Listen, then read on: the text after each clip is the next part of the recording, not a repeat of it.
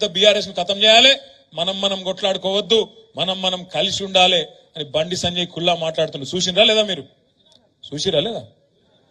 భోజనం ఉన్నది కొద్ది గట్టిగా తెలుసు. మీరు భోజనం టైం అయింది నాకు ఎరికే, అందుకే ముందు మాట్లాడుతున్నా, తర్వాత మిగతా సోదరులు మాట్లాడతారు.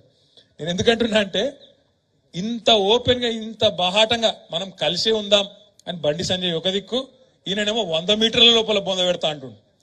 ఆయన 3 మీటర్లు కూడా లేడు. ఆయన అంటే మనం 100 మీటర్ల లోపల బొంద పెడతాడట. ఆయన 3 ఫీట్లు కూడా లేడు. ఆయన అంటే 100 మీటర్ల లోపల బొంద పెడతాడట.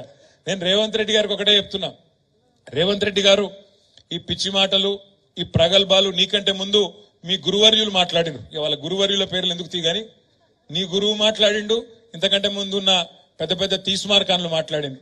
నీకంటే ముందు కేసీఆర్ ను తొక్కుతాం, బొంద పెడతాం, ఈ గులాబీ జెండా కనబడకుండా చేస్తాం అని చాలా పెద్ద పెద్ద తీస్మార్కాన్లు మాట్లాడినరు. ఆ తీస్మార్కాన్లతోనే కాలేదు, నీలాంటి బుడ్రకాంతో ఏమవుతుంది అనే మాట నేను ఈ సందర్భంగా విజ్ఞప్తి చేస్తా ఉన్నా. నీ అసొంటోళ్ళు మస్తుగా వస్తారు పోతారు. కాలం కలిసి వస్తే వానపాములు కూడా నాగుపాములై బుసలు కొడతాయి. కాలం కలిసి వచ్చింది, తాంత గారెల బుట్ల పడ్డట్టు పడ్డావు. ఇలా ప్రజలకు తెలుసు నువ్వు ప్రజలు ఎన్నుకున్న ముఖ్యమంత్రి కాదు. ఢిల్లీ ద్వారా మేనేజ్మెంట్ కోటాలో ఢిల్లీని మేనేజ్ చేసుకొని మాణిక్యం ఠాగూర్ కు 50 కోట్లు ఇచ్చి వీని చెవుల ఊది వాని చెవుల ఊది నలుగురు నువ్వు పోగేసుకొని ఢిల్లీకి వెళ్లి ఆడికెళ్లి మేనేజ్మెంట్ తీసుకొని తెచ్చుకున్న పదవి తప్ప ప్రజలందరూ కలిసి కూడబలుకొని నిన్నేం ఎన్నుకోలేదు. ముమ్మాటికి ఎన్నటికీ నువ్వు కేసీఆర్ గారి కాలు గోరుకు కూడా సరిపోవు రేవంత్ రెడ్డి అని నేను విజ్ఞప్తి చేస్తా ఉన్నా.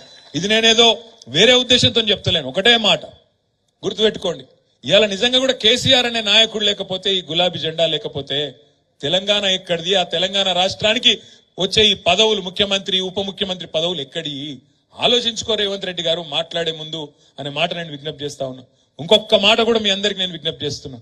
ఈ 420 హామీలు మీ అందరికీ మంచిగా కాపీలని పంపిస్తా. 420 హామీలు ఏవైతున్నాయో కాంగ్రెస్ ఇచ్చిన హామీలు చూడండి. మీరు యువతకు చెప్పిండ్రు, తెలంగాణ యువతకు నెలకు 4000 రూపాయలు ఇస్తామన్నారు నిరుద్యోగ భృతి.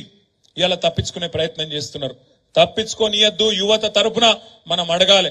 100 రోజుల్లో ఇస్తామన్నారు, ఏడవైంది అని అడగాలి. మా ఆడబిడ్డలు ఇలా ఎదురు చూస్తున్నారు. మహాలక్ష్మి 1,57,00,000 మంది ఆడబిడ్డలు ఎదురు చూస్తాండ్రు. ఎందుకు? 18 ఏళ్లు నిండిన ఆడబిడ్డలందరూ నెలకు 2,500 రూపాయలు ఎప్పుడొస్తాయి మా ఖాతాల్లో అని ఎదురు చూస్తా ఉన్నారు. కానీ రేవంత్ రెడ్డి గారు ఏం చేస్తున్నారు? ప్రభుత్వం ఏం చేస్తున్నది? వాళ్ళు ఒకటే ఎజెండా పెట్టుకున్నారు. రోజొక్క కొత్త కథ పుట్టియాలి, మీడియాలో రోజొక్క కొత్త కథ పుట్టియాలి. మేడిగడ్డలో అవినీతి, ఇక్కడ అవినీతి, అక్కడ అవినీతి. అధికారం మొత్తం నీ చేతుల్లోనే ఉంది కదా. ఎక్కడ అవినీతి ఉందో మేము వద్దంటలేం కదా. మేమే డిమాండ్ చేసినాం అసెంబ్లీలో. అవినీతి జరిగిందంటున్నావు కదా, ఎంక్వైరీ అయ్యి తప్పు ఎవరు చేసినారో చర్య తీసుకో దమ్ముంటే అని చెప్పి మనమే డిమాండ్ చేసినాం. ఆ విషయంలో వెనుకకు పోము, పక్కా వెనుకకు పోము. ఎక్కడ అవినీతి ఉంటే అక్కడ చర్య తీసుకో, మాకు అభ్యంతరం లేదు.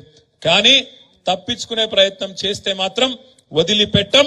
ప్రజల తరపున అడుగుతూనే ఉంటాం. రేపు మళ్ళా ఏప్రిల్ మీరు పార్లమెంట్ ఎన్నికకు పోయే నాటికి వరి కోతలు అవుతాయి, తప్పకుండా వరి కోతలు అవుతాయి. వరి కోతలు అయినప్పుడు రైతులు అడుగుతారు, మొదటిసారి అంటే ఇడిచిపెట్టినాం, క్వింటాల్కు 500 బోనస్ అన్నావు, ఏది ఎక్కడ వాయే అని తప్పకుండా అడుగుతారు. ఆ రైతుల తరపున అడగాల్సింది ప్రధాన ప్రతిపక్షంగా మనమే అనే మాట కూడా నేను మీకు విజ్ఞప్తి చేస్తా ఉన్నాను.